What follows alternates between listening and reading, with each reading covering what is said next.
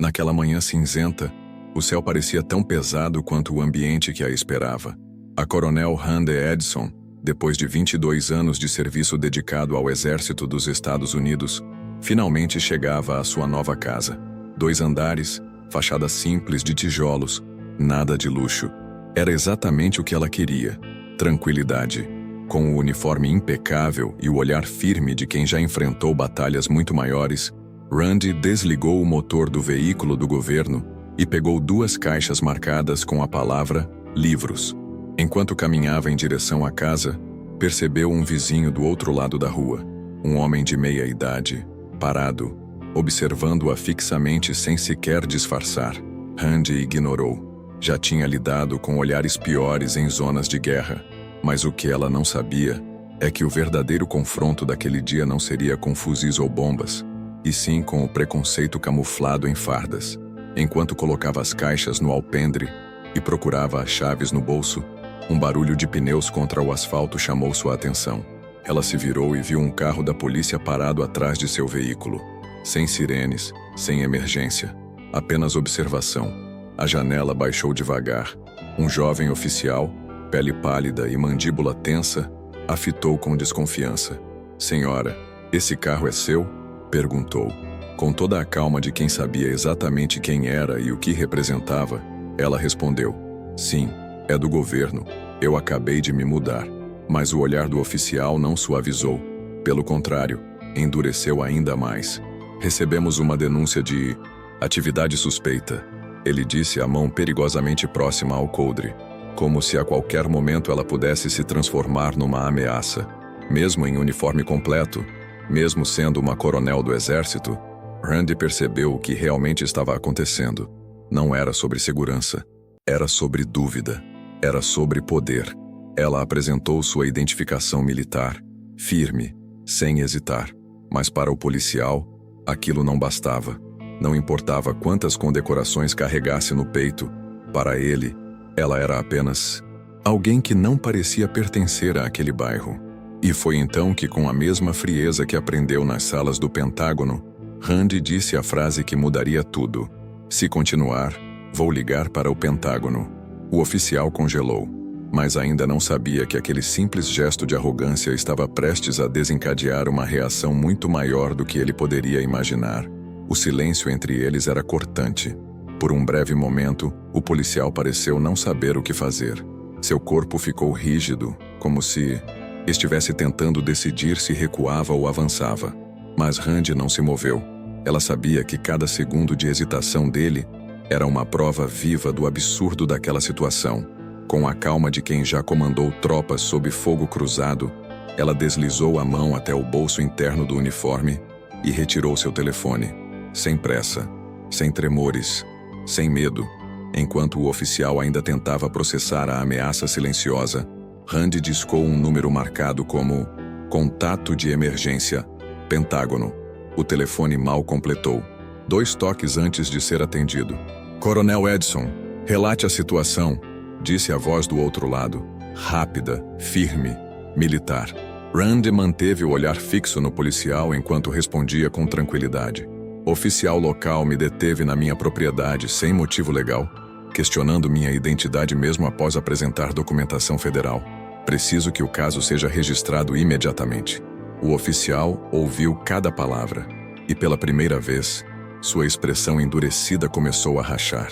Um músculo em sua mandíbula se contraiu involuntariamente. Seus olhos, antes cheios de autoridade, agora piscavam com insegurança. Randy sabia o que viria, e não era um pedido de desculpas. Era medo.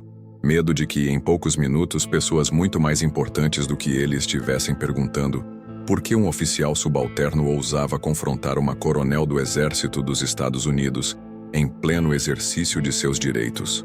A rádio da viatura crepitou de repente. A central chamava o número da patrulha.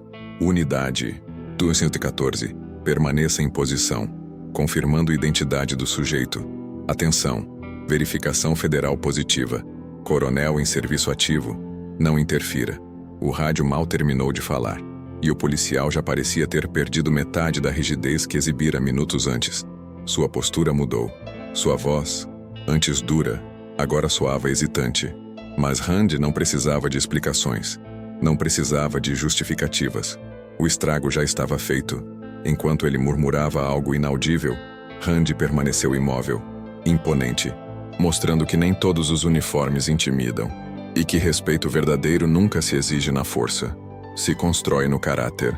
E a partir dali, a história daquele bairro nunca mais seria a mesma. As sirenes romperam o silêncio poucos minutos depois, não com urgência, mas com uma constância que parecia anunciar que algo muito maior estava prestes a acontecer. Um segundo carro da polícia estacionou na frente da casa, mas dessa vez não era qualquer oficial quem descia. Uma mulher de uniforme, azul escuro, postura firme, passos decididos. Seus pinos de graduação brilhavam sob a luz opaca do dia. Ela não olhou para os lados, não perdeu tempo. Foi direto até o Porsche onde Randy estava. Tenente Talley, disse mostrando sua identificação. Estou assumindo esta ocorrência. Randy apenas assentiu. Ela sabia que a partir daquele momento as coisas mudariam de direção. A tenente lançou um olhar frio para o jovem policial que tentava, inutilmente, justificar sua abordagem. Com um simples gesto de mão, o silenciou sem dizer uma palavra. Vamos conversar dentro, coronel, pediu com respeito. Já no interior da casa, entre caixas ainda fechadas e o cheiro de madeira nova, Talley se sentou e falou com honestidade. Recebemos relatos anteriores sobre o comportamento desse oficial. Nada que pudesse ser provado. Até agora. Randy cruzou os braços, firme. O que vai acontecer com ele? Talley respirou fundo. O Pentágono já foi informado. Nossa corregedoria também. Melhor cenário para ele. Suspensão imediata e investigação. Pior cenário.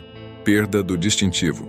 Enquanto isso, do lado de fora, Brewster, o jovem oficial, permanecia parado, o rosto pálido, como se tivesse percebido tarde demais o tamanho do erro que cometera. Quando Talley saiu para lidar com ele oficialmente, sua voz foi clara e sem hesitação. Oficial Brewster, você está suspenso de suas funções. Deverá entregar sua arma e distintivo agora. Sem protestar, Brewster retirou o coldre, entregou a arma e depois a insígnia. Seus olhos, antes cheios de desconfiança e autoridade, agora estavam vazios. Não havia mais nada que pudesse fazer. Não havia desculpas que apagassem o que tinha acontecido.